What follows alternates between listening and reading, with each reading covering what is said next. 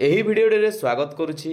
ଏହି ଭିଡ଼ିଓରେ ଆମେ ଦେଖିବା ଓଷ୍ଟେଟ୍ ଏକ୍ଜାମ୍ 2016 ମସିହାରେ ଆସିଥିବା ଓଡ଼ିଆ ବ୍ୟାକରଣ ସବୁତକ ପ୍ରିଭିୟସ୍ ଇୟର୍ କୋଶ୍ଚିନ୍। ଯଦି ଆମ ଚ୍ୟାନେଲରେ ନୂଆ ଅଛନ୍ତି, ଏପରି ଷ୍ଟଡି ରିଲେଟେଡ୍ ଭିଡ଼ିଓ ଆଗକୁ ପାଇବା ପାଇଁ ଚାହୁଁଛନ୍ତି, ତେବେ ଆମ ଚ୍ୟାନେଲଟିକୁ ସବସ୍କ୍ରାଇବ୍ କରିନିଅନ୍ତୁ। ତ ଚାଲନ୍ତୁ ଫ୍ରେଣ୍ଡସ୍, ଭିଡ଼ିଓଟିକୁ ଷ୍ଟାର୍ଟ କରିବା। ଓଷ୍ଟେଟ୍ ଏକ୍ଜାମ୍ 2016 ମସିହାରେ ଆସିଥିବା ଓଡ଼ିଆ ବ୍ୟାକରଣର ସବୁତକ ପ୍ରଶ୍ନକୁ ଅଭ୍ୟାସ କରିନେବା। ଫାର୍ଷ୍ଟ କୋଶ୍ଚିନ୍ ଦେଖ, ଓଡ଼ିଆ ବ୍ୟାକରଣର ସୈନ୍ୟାବାସ। ସୈନ୍ୟାବାସ କେଉଁ ସମାସର ଅନ୍ତର୍ଗତ? ଏଇ ଯେଉଁ ଦେଇଛି ସୈନ୍ୟାବାସ, ଏହା କେଉଁ ସମାସର ଅନ୍ତର୍ଗତ?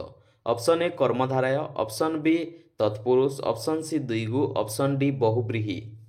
ତ ସୈନ୍ୟାବାସ ତତ୍ପୁରୁଷ ସମାସର ଅନ୍ତର୍ଗତ, ତେଣୁ ଏଠାରେ right answer option B.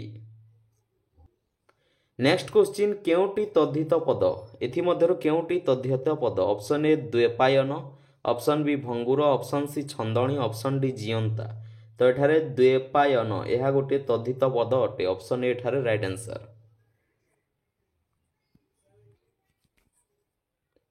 Next question, କୁମ୍ଭାର ବୋହୂ ଝାଟିକି ନ ଗଲେ ମାଟିକି ଯାଉ। ରେଖାଙ୍କିତ ପଦଟି କେଉଁ ବିଭକ୍ତିରେ ଯୁକ୍ତ ହୋଇଛି? ଦେଖ ଏଠାରେ ମାଟିକି, ତ এই ମାଟିକି ରେଖାଙ୍କିତ ପଦଟି କେଉଁ ବିଭକ୍ତି ଯୁକ୍ତ ହୋଇଛି? ଦ୍ୱିତୀୟା, ପ୍ରଥମା, ଚତୁର୍ଥୀ ନା ସପ୍ତମୀ? ତ ଏଠାରେ ମାଟିକି ଏହା ଚତୁର୍ଥୀ ବିଭକ୍ତି ଅଟେ, ତେଣୁ ଏଠାରେ right answer option C.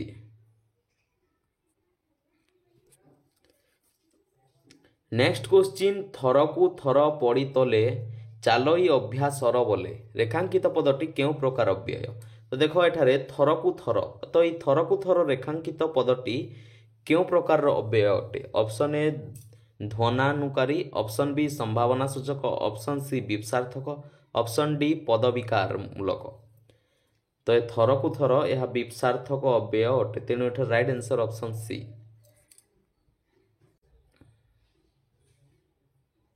Next question, ଭାରତୀୟ ସୈନ୍ୟମାନେ ନାନାଦି ଆଧୁନିକ ଅସ୍ତ୍ରଶସ୍ତ୍ର ସହ ଖାଦ୍ୟପେୟ ଧରି ଯୁଦ୍ଧ କ୍ଷେତ୍ରକୁ ଯାଆନ୍ତି। ତ ଏଠାରେ ରେଖାଙ୍କିତ ପଦ ଧରି, ତ ଏହି ରେଖାଙ୍କିତ ପଦଟି କେଉଁ ପ୍ରକାର କ୍ରିୟାପଦ? ଅସମାପିକା କ୍ରିୟା, ସମାପିକା କ୍ରିୟା, ମିଶ୍ର କ୍ରିୟା ନା ଅମିଶ୍ର କ୍ରିୟା? ତ ଏଠାରେ ଯେଉଁ ଧରି, ତ ଏହି କ୍ରିୟା ଏହା କେଉଁ ପ୍ରକାରର କ୍ରିୟାପଦ ଅଟେ? ତ ଏହା ଅସମାପିକା କ୍ରିୟା ଅଟେ, ତେଣୁ ଏଠାରେ ରାଇଟ୍ ଆନ୍ସର ଅପସନ୍ ଏ।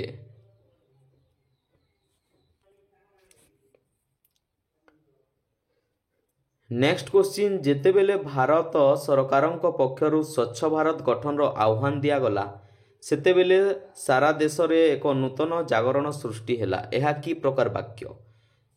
ଯେତେବେଳେ ଭାରତ ସରକାରଙ୍କ ପକ୍ଷରୁ ସ୍ୱଚ୍ଛ ଭାରତ ଗଠନର ଆହ୍ୱାନ ଦିଆଗଲା, ସେତେବେଳେ ସାରା ଦେଶରେ ଏକ ନୂତନ ଜାଗରଣ ସୃଷ୍ଟି ହେଲା। ଏହା ସରଳ ବାକ୍ୟ ନା ଯୌଗିକ ବାକ୍ୟ ନା ଜଟିଳ ବାକ୍ୟ ନା ମିଶ୍ର ବାକ୍ୟ? ତ ଏହା ଜଟିଳ ବାକ୍ୟ ଅଟେ, ତେଣୁ ଏଠାରେ right answer option C. Next question, ନିମ୍ନ ପ୍ରଦତ୍ତ କେଉଁ ଶବ୍ଦଟି ଅଣତ୍ୱ ବିଧି ନିୟମକୁ ଉଲ୍ଲଂଘନ କରୁଅଛି? ଏଥିମଧ୍ୟରୁ କେଉଁ ଶବ୍ଦଟି ଅଣତ୍ୱ ବିଧିର ନିୟମକୁ ଉଲ୍ଲଂଘନ କରୁଛି? ଅପସନ୍ ଏ ଦାରୁଣ, ଅପସନ୍ ବି ଦର୍ପଣ, ଅପସନ୍ ସି ଫେଡାଣ, ଅପସନ୍ ଡି ମିରିୟମାଣ। ତ କେଉଁଟି?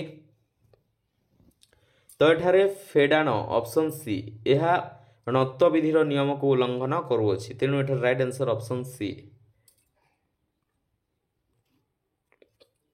ନେକ୍ସଟ କ୍ୱେଶ୍ଚିନ୍, ନିମ୍ନ ବାକ୍ୟ ଗୁଡ଼ିକ ମଧ୍ୟରୁ କେଉଁଟିରେ ଭୁଲ ନାହିଁ? ଏହି ବାକ୍ୟ ମଧ୍ୟରୁ କେଉଁ ବାକ୍ୟଟିରେ ଭୁଲ ନାହିଁ? ଅପସନ୍ ଏ, ସେ ଅତିଥିମାନଙ୍କୁ ସବାନ୍ଧବେ ଆସିବାକୁ ନିମନ୍ତ୍ରିତ କଲେ। ଅପସନ୍ ବି, ଗଙ୍ଗା ଭାରତର ସବୁଠାରୁ ବୃହତ୍ତମ ନଦୀ। ଅପସନ୍ ସି, ତୁମେ କାଲି ସଅଳରେ ଆସିବ। ଅପସନ୍ ଡି, ତାଙ୍କର କାର୍ପଣ୍ୟ ଯୋଗୁଁ ସେ ଘୃଣିତ ହୁଅନ୍ତି। ତ କେଉଁଟିରେ ଭୁଲ ନାହିଁ? ଅପସନ୍ ଡି ରେ, ଅପସନ୍ ଡି ଏଠାରେ ରାଇଟ୍ ଆନ୍ସର। ନେକ୍ସଟ କ୍ୱେଶ୍ଚିନ୍, ଶୁଦ୍ଧ ଶବ୍ଦଟିକୁ ବାଛ। ଏଥିମଧ୍ୟରୁ କେଉଁଟି ଶୁଦ୍ଧ ଶବ୍ଦ? ଅପସନ୍ ଏ ସନ୍ନ୍ୟାସୀ, ଅପସନ୍ ବି ନିରୋଧ, option C Ganesh, option D ପ୍ରତ୍ୟୟ। ତ ଏଥିରୁ ଶୁଦ୍ଧ ଶବ୍ଦ କେଉଁଟି? ତାହାର ଶୁଦ୍ଧ ଶବ୍ଦ ନିରୋଧ, ଅପସନ୍ ବି ଏଠାରେ ରାଇଟ୍ ଆନ୍ସର। ନେକ୍ସଟ କ୍ୱେଶ୍ଚିନ୍, ଅଛିମାକୁ ଗଛିମା ରୂଢ଼ିଟିର ଅର୍ଥ ନିରୂପଣ କର। ଅଛିମାକୁ ଗଛିମା ଏହି ରୂଢ଼ିର ଅର୍ଥ କ'ଣ? ଅପସନ୍ ଏ ଅନିର୍ଦ୍ଦିଷ୍ଟ ଫଳ ଆଶାରେ କୌଣସି କାମ କରିବା, ऑप्शन बी अतुलनीय वस्तु सहित तुलना करिबा। ऑप्शन सी गोटे मंद कार्य द्वारा समस्त सुफल नष्ट हेबा। ऑप्शन डी ठीक ठिकणा नथिबा। अच्छिमा को गच्छिमा ए रूढ़ीर अर्थ कौन? तो यही रूढ़ीर अर्थ हेब अतुलनीय वस्तु सहित तुलना करिबा। ऑप्शन बी एठारे राइट आंसर।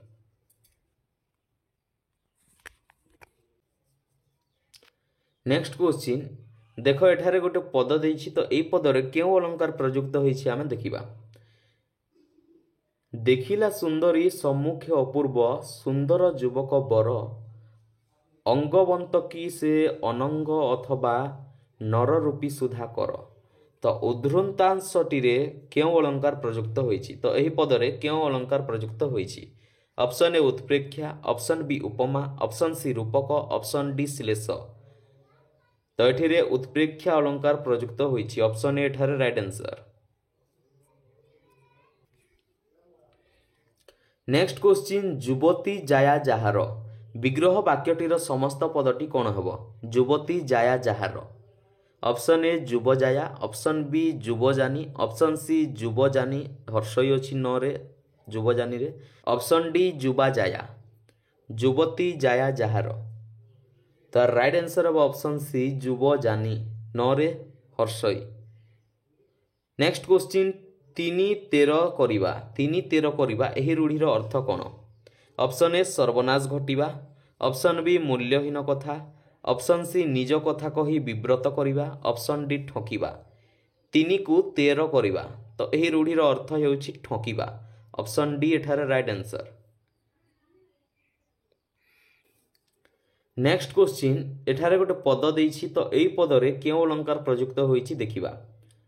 पानी ग्रहणरू बुझी अछु काली स्वभावे तुम्भे उदार बाहुल्ये मातर कहुअछु आम्भे मुनि कन्या हे उदार। तो एही उद्ध्रांशटीरे केउ अलंकार प्रयुक्त?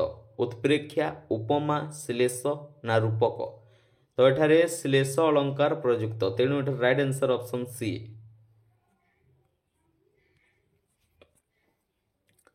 नेक्स्ट क्वेश्चन बाजणा तो एई शब्दटीरे केउ प्रत्यय जोगरे गठित? तो एई शब्दटी केउ प्रत्यय जोगरे गठित? ऑप्शन ए अणा, ऑप्शन बी जणा, ऑप्शन सी आ, ऑप्शन डी अणा। बाजणा तो एठारे केउ प्रत्यय जोग होइछि? अणा। ऑप्शन डी एठारे राइट आंसर। यह देख अनुच्छेदटी देइछि तो एई अनुच्छेद को देखि क्वेश्चन नंबर 41 रो उत्तर देवा।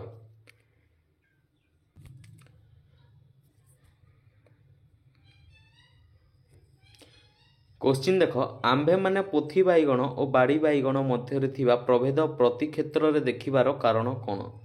तो यह गोटे प्रश्न देछि तो एई अनुच्छेद अनुसार यार यह गोटे प्रश्न देछि तो एई अनुच्छेद अनुसार यार उत्तर कौन? ऑप्शन ए अज्ञता, ऑप्शन बी विज्ञानर प्रभाव, ऑप्शन सी मानसिक द्वंद्व, ऑप्शन डी धर्म विश्वास।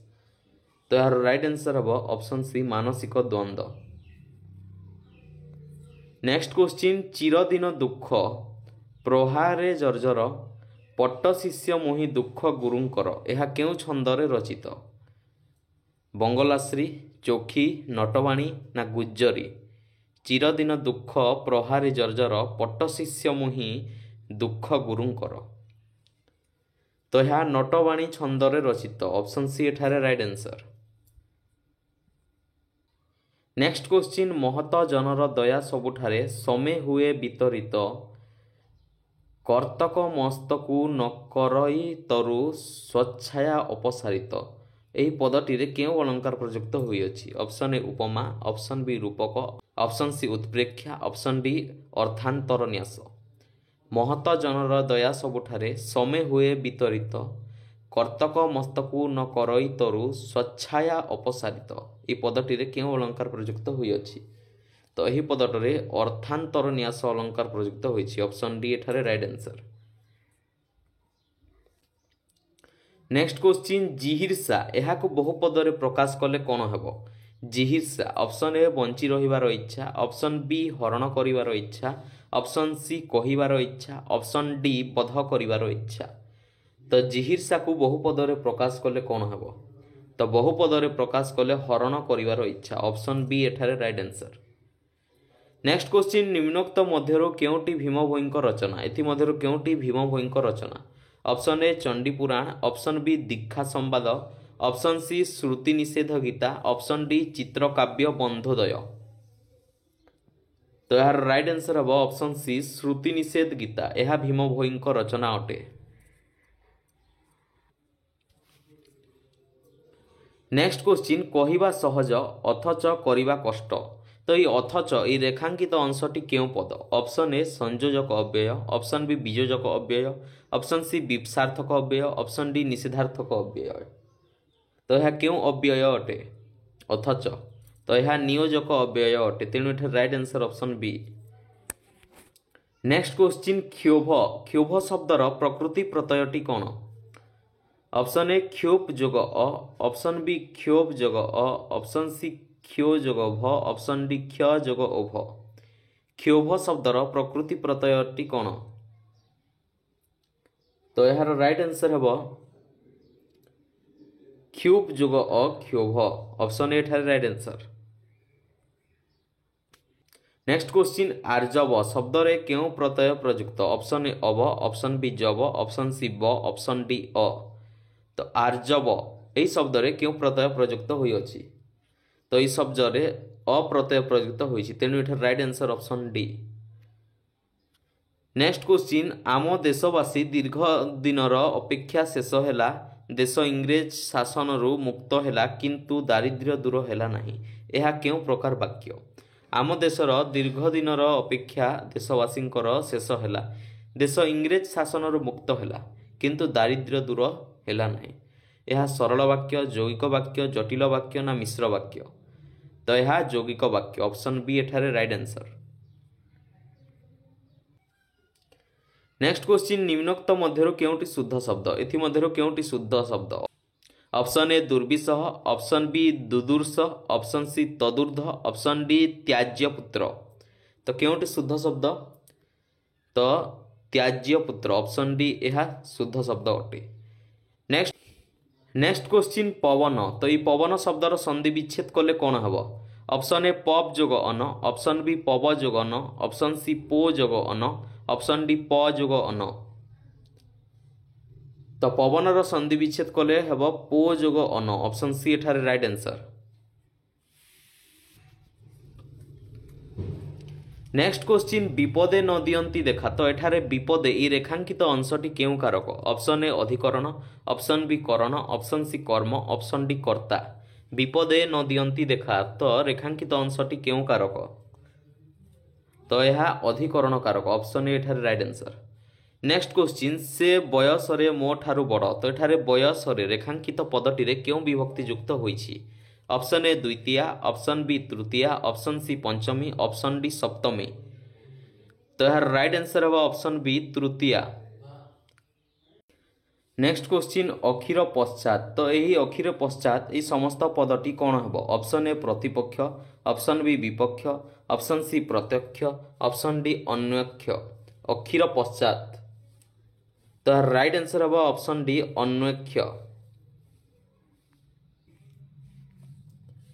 नेक्स्ट क्वेश्चन ओई घरा को बैगण फिंगिबा एही रूढ़ीटीर अर्थ कौन? ऑप्शन ए बारंबार कहवा, ऑप्शन बी अनुमान करी कहवा, ऑप्शन सी आलो बाहर करवा, ऑप्शन डी अनिर्दिष्ट फल आशारे कौनसी काम करवा। ओई घरा को बैगण फिंगिबा एही रूढ़ीटीर अर्थ कौन? तो ये रूढ़ीर अर्थ होछि अनिर्दिष्ट फल आशारे कौनसी काम करवा। भिडियोटी भल लगी लाइक करदे, सांगसाथी मान सहित भिडियोटी को शेयर करदे। भिडियोटी किपरि लगिला आमको कमेंट कर निश्चय जनइबे।